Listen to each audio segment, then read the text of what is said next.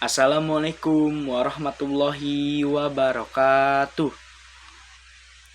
Perkenalkan, nama saya Rasyidi Putra dari kelas 11 Saintek 2, nomor absen yang ke-35. Di sini saya akan mengerjakan tugas dari Bu Adinda, yaitu mempresentasikan hasil makalah yang telah saya dan kelompok buat. Sebelumnya, terima kasih dan izin mempresentasikan. Yang pertama, latar belakang atau definisi. Tanaman hias bukan sekedar pemanis taman, namun telah menjadi komoditas ekonomi yang menjanjikan dalam bidang kewirausahaan. Salah satu tanaman hias yang sangat populer yang ada di Indonesia yaitu tanaman hias bougainville. Kepopuleran ini didasari oleh sifat tanaman yang relatif mudah dirawat, tahan terhadap cuaca panas, dan serta memiliki variasi warna yang seludang bunga berakti yang sangat beragam. Selain itu, keindahannya juga, bunga tanaman hias bougainville ini memiliki nilai ekologis sebagai tanaman peneduh dan penyaring polusi udara, yang sangat relevan dengan kondisi lingkungan seperti perkotaan yang ada di Kota Bekasi ini. Saya ambil contohnya. Saya pribadi mencoba memaparkan proses budidaya yang dilakukan oleh SMAN 16 Kota Bekasi ini.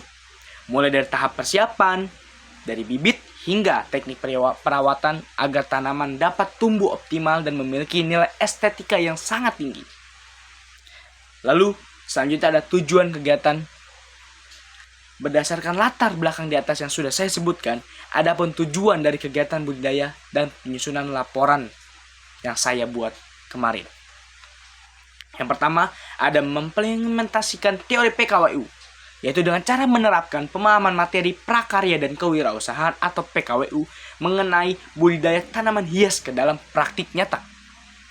Lalu yang kedua, meniatkan nilai estetika dengan cara memperindah area sekolah sehingga tercipta suasana belajar yang lebih nyaman dan asri.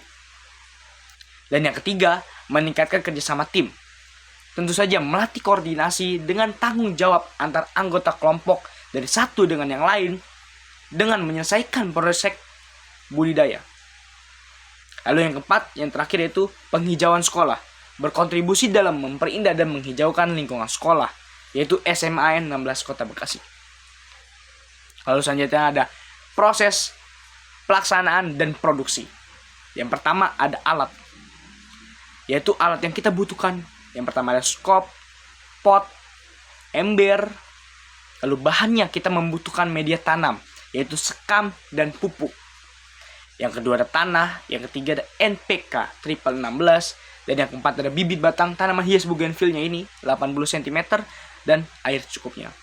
Lalu selanjutnya proses budidaya setelah pembelian bibit, mulai menyiapkan media tanam dan mulai menanam. Lalu ada waktu dan tempat. Yang pertama, pertemuan ke-1 Senin 19 Januari 2026 membahas untuk pembagian tugas masing-masing anggota kelompok. Lalu yang kedua, pertemuan kedua yaitu Jumat 13 Februari tahun 2026. Pembelian dan pembuatan proses budidaya tanaman hias bougainville. Tempatnya di SMAN 16 Kota Bekasi. Lalu pembagian tugas. Yang pertama ada Naufal sebagai ketua kelompok. Tugasnya yaitu mengarahkan anggota kelompok secara perincian biaya. Yang kedua ada saya sendiri, rahasia dokumentasi. Lalu ketiga Gregory, menyusun dan merapikan makalah yang kemarin kami buat. Yang keempat ada Fauzan, pembuatan budidaya tanaman. Lalu yang kelima ada Anin, menyusun dan merapikan makalah. Yang keenam ada Cassandra, membeli alat dan bahan. Yang ketujuh ada Rahma, membeli alat dan bahan juga.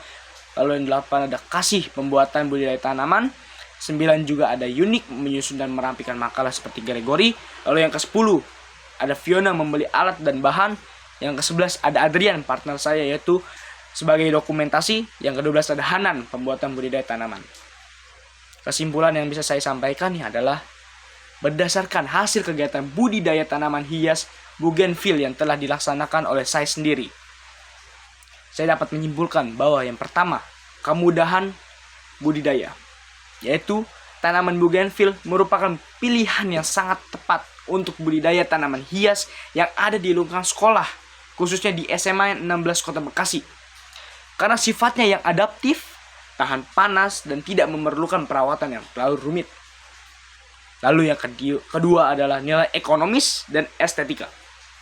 Budidaya ini tidak hanya meningkatkan nilai estetika lingkungan sekolah, tetapi juga memberikan wawasan kewirausahaan mengenai potensi ekonomi tanaman hias jika dikelola secara profesional. Lalu yang ketiga ada kerjasama tim. Tentu saja kerjasama tim.